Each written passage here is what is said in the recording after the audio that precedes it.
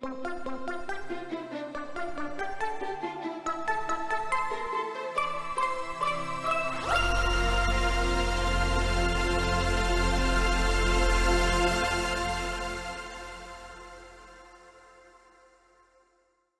to the organisers for giving me the chance to talk about HTLV-1 infection. And it's not just in pregnant people, but I'm also going to go on to people who are breastfeeding or breast chest feeding.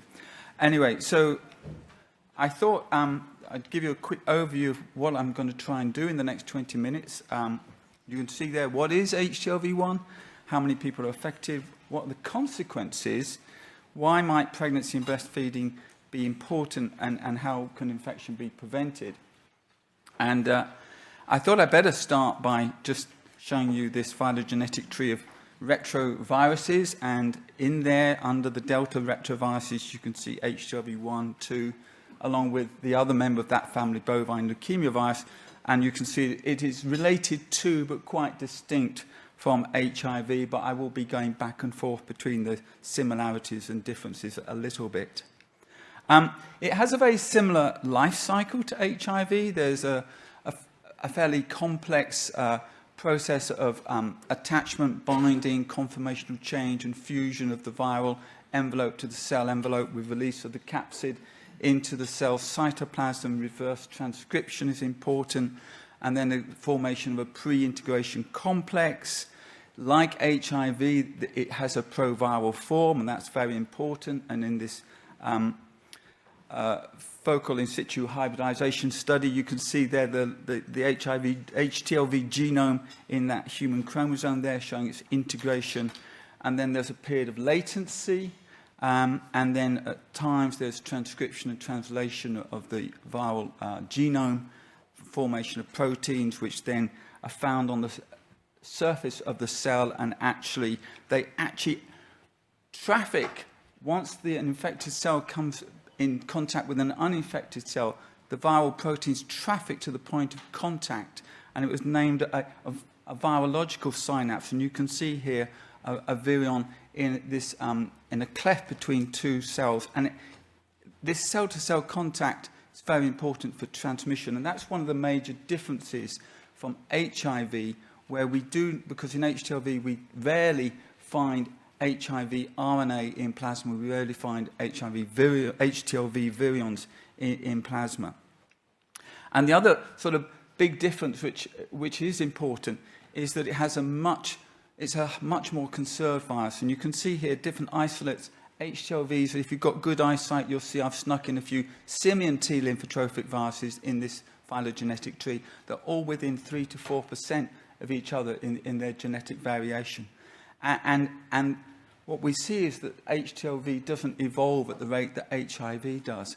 And I'll come on to that now. Because although the HTLV life cycle is similar to HIV, it has some very important differences. Now, at the top here, you would say, well, that just looks like how HIV's life cycle is. You get infected cells from a virus or provirus at different integration sites. Virus is budding off, it's spreading, goes to infect a new cell. The provirus integrates at a new site. And you should, or maybe familiar with that concept. But less familiar with, although it's starting to creep into the HIV literature as well, is the concept of clonal expansion. But this is a very important part of the HTLV life cycle. I've called it here, and this is a really old slide, I called it vertical transmission.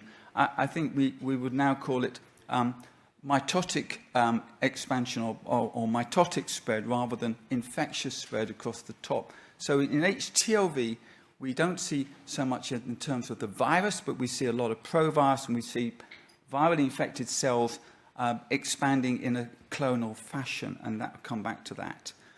That has implications for how we might treat HTLV, and again, that's important. So that's the background to the virus in terms of virology. In terms of who's affected by the virus, this is probably the most up-to-date document from 2015, using data from the previous 20 years or so, and it's from ECDC.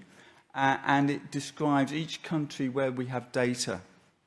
And from this, there's an estimate of 5 to 10 million people living with HTLV-1. Now, in the next 5 or 6 slides, you'll see this color coding. Everything that is orange is defined by ECDC as a high prevalence country for HTLV-1.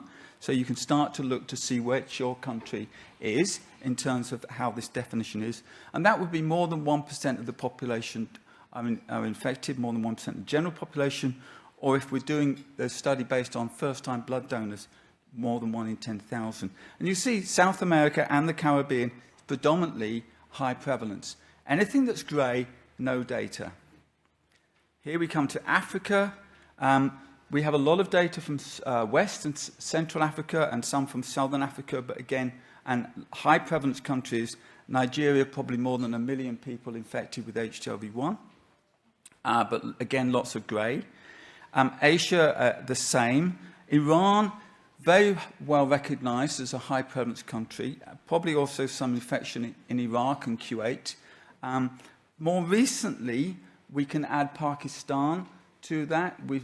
There's been reports from Pakistan of HTLV, and we see people from Pakistan in our clinic in London with HTLV, people who've moved. And you can see patches in China, but again, high prevalence in Japan. There were more than 1 million people in Japan with HTLV. The numbers are coming down, and that's an important observation which we'll come back to. But again, Southeast Asia, lots of grey. Very recent report of at least one part of Borneo where HTLV is being found now. North America, high prevalent spots, cities, Florida, Miami and New York, Vancouver and some other regions. And then we come to Europe, and Europe is a very interesting map, isn't it? Mostly low prevalence, with a big grey area, and then right stuck in the middle, Romania, and you can add to that now Moldova as high prevalence for HTLV-1 infection, and we see the consequences of that. And then just finally to the southwest Pacific, the Melanesian Islands and the First Nation people of Australia, where it's the highest reported prevalence, up to 45% of adults in those territories, in the northern territories, there in Central Australia, infected with HTLV-1. So we think that the overall estimate is an underestimate because it's based on 1 billion people rather than 6 or 7 billion people in the population, and we need a lot more data. But moving on to what are the consequences. So I've shown you here, HTLV-1 causes inflammation in the brain and spinal cord. We mostly think about the spinal cord, but this PET scan, where the ligand is being taken up by neuroglia, and it's a sign of neuroglial activation, it's a sign of inflammation in the brain. You can see here that patients who've got a spinal cord inflammation, severe HTLV-1 associated myelopathy or HAM, have got diffuse inflammation of the brain, and it relates to the severity of their symptoms. But even amongst those people who we have felt were asymptomatic for HTLV-1, you can see compared to the controls uninfected by HTLV-1 at the top, our asymptomatics do have some increase in inflammation on these PET scans. So the result of this inflammation is, first of all, the spinal cord gets badly damaged and becomes atrophic, and that results in progressive disability, so that 50% of people who develop HTLV-1 associated myelopathy will finish up in a wheelchair within 20 years, and they carry on with progressive disease for the rest of their lives. And this results in extremely poor quality of life. And I think I look after patients with HAM-TSP, and I was surprised by these data. These are the data from the patients filling out questionnaires on their quality of life using a 5-domain, 5-level questionnaire, validated, and it's country-specific, so it's based on the expectations of the country and the weighting that people give to certain questions. And what you see here is that patients with HAM-TSP are down there in that green bar on the right-hand side with a low score at 0.33. And what we discovered was that in the UK, 130 diseases, patients had already completed this questionnaire and had this health state utility value placed on their condition, if you like. And when HTLV-1 associated myelopathy was ranked, it came out 131. And what we also see here, we did the study in the UK and in Brazil, and this is the spread, if you like, of these results in patients with HAM-TSP. And I just draw your attention to the number of people who actually scored less than 0. So they said, my quality of life is worse than if I was dead. And we found that quite shocking. And then the other surprise was that the people that we have been calling HTLV-1 asymptomatic actually were not as asymptomatic as we thought. And their scores are here in the mid-ground, if you like, of different conditions. And when we looked to see whether that was just due to anxiety or something, knowing they were infected with the virus, people might say, well, you've just made them unwell. You've told them they got a virus they never knew anything about. But you can see here it's not. It's not just a single domain. It's right across the 5 domains that are measured. So HTLV-1 causes a range of inflammatory diseases. I can't go through all the lists with you this afternoon.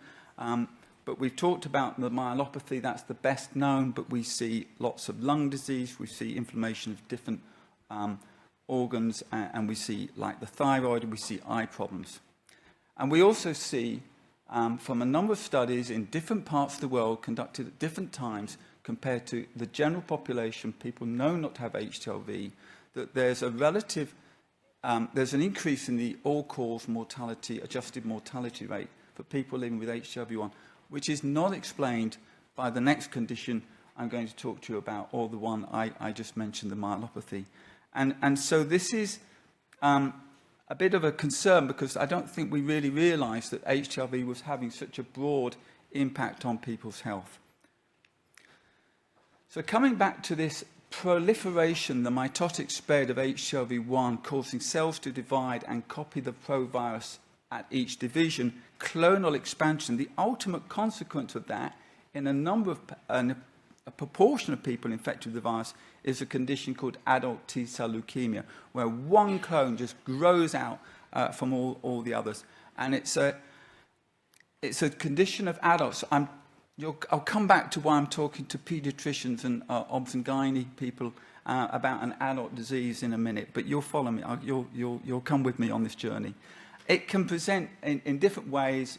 Lots of skin disease can be quite sort of indolent, but 85% are aggressive. And the overall survival 25 years ago was 8 months. So in 25 years of progress with better chemotherapy, better supportive therapy, we've actually made not one bit of difference to the survival of these people. So the median survival is still around about 8 to 10 months if you have an aggressive form of HTLV-1 associated leukemia. And these data are from Japan, and they are the experts in managing ATLL. So ATLL occurs in 5% of HTLV-1 infected people. 80% of people who have HTLV-1 infection, as I'll show you in a minute, have acquired that infection in adult life. 20% acquire infection either in utero or during early life, and we'll come to that in a moment. There's a very strong association between adult T-cell leukemia and having become infected in early life. And only 20% were infected in early life, but they carry all the risk of developing adult T-cell leukemia. So a baby that becomes infected in early life, either in utero or early after that, has a 1 in 4 or 1 in 5 chance of developing adult T-cell leukemia. So that's why I'm here particularly talking to you, this audience, because this is an important perinatal infection for later in life. There are pediatric conditions that are seen, particularly in the tropics, like infective dermatitis in children, but one of the most important ones is adult T-cell leukemia. So what about transmission then? I'll talk first of all about the other forms, 80%, as I say, can be attributed more or less to intercourse, unprotected intercourse. The transmission rates are not particularly high, but we don't really know what happens when somebody with HTLV-1 and somebody who doesn't have HTLV-1 have sex for the first time. We don't really know what the transmission rate is. The data we have are from discordant couples who've been living together, having unprotected sex for years, and one has still not become infected when the other one was. And even there is ongoing infection at about 1% per year. We know that blood transfusions are infectious, and it depends on how long the blood is stored. In the UK, it's around about 30% per infected blood donor. Recipients get infected. But if you use the blood very quickly, it's a higher rate. And that's seen when we see organ transplants, where it's about 100% get infected. Now, in many parts of the world where HTLV is common, there is no screening of blood for HTLV-1 either. And we do see data emerging of quite high rates of HTLV infection in children in those regions. But coming back to the more pertinent question, which is about the mother-to-child acquisition, if you like, this contributes about 20%, and it's strongly related to breastfeeding. So there's very, very little, about 10% of the overall transmission occurs in utero or at the time of delivery. Most can be attributed to prolonged breastfeeding. And the rates of transmission are very clearly, in different parts of the world, people have looked, Japan, Jamaica, Brazil, they're very clearly related to the duration of breastfeeding. There is some residual risk when there's no breastfeeding, but once you go past 6 months, the rates start to increase and increase. And when we looked at this in the UK, we thought, well, people don't breastfeed for very long in the UK anymore, do they? Lots of people don't breastfeed at all. But actually about 30% of mothers in the UK do breastfeed for a year or longer, and they are overrepresented, if you like, by people at risk of HTLV-1. So that's something that we factored in when we're doing cost and benefit analyses. Carolina Rosadas and I did a systematic review. Well, Carol did a systematic review, and we published together, and it showed... have to be honest.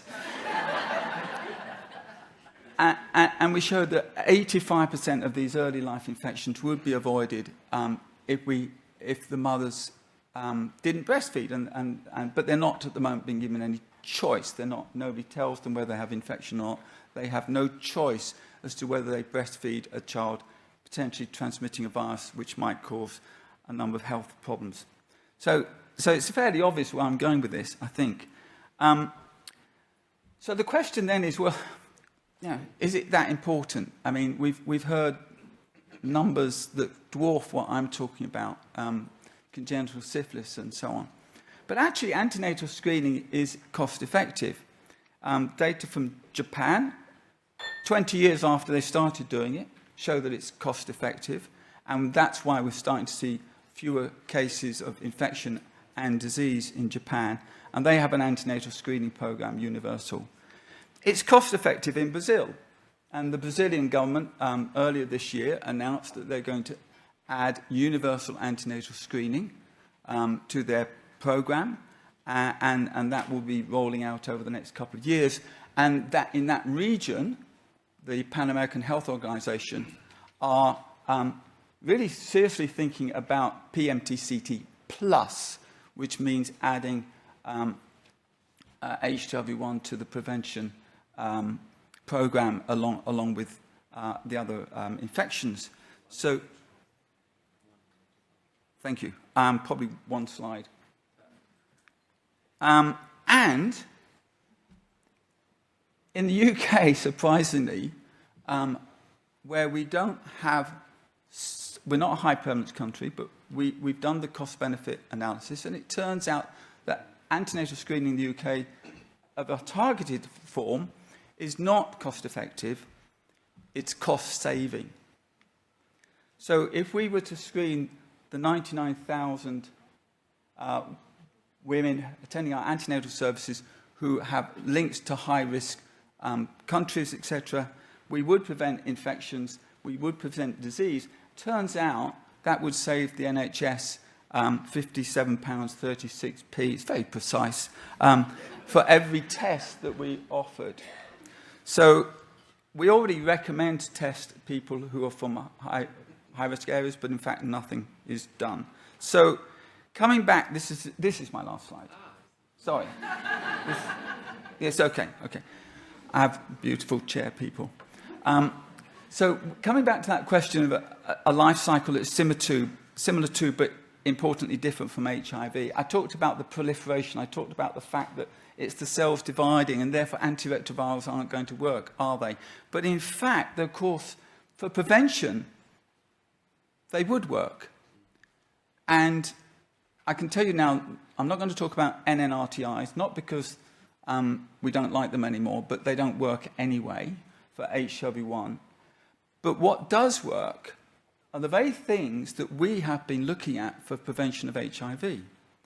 And we have marvelous data on the integrase inhibitors, like carbotegravir, like cabotegravir, and also of tenofovir in both forms, which are just as potent at inhibiting HTLV-RT or HTLV integrase as they are HIV. So we have the opportunity to not only prevent mother-to-child transmission through avoidance of breastfeeding, but potentially to give women the opportunity to safely, I'm thinking quite a long way ahead here, but to safely feed their infants and protect them from HTLV at the same time, and to go through a pregnancy knowing they won't transmit, because we have the drugs, we already know they're safe in pregnancy, all the work's been done. We just need the clinical trial to prove that they are as effective in vivo as they are in vitro. And on that note, I will finish. I'll thank all the staff and particularly the patients in our service down in London. We're a national HTLV clinic. There we've got about 500 patients attending each year at the moment, and some of my colleagues who've produced some of the data, including, of course, Carol, who did the systematic review. Thank you. Good.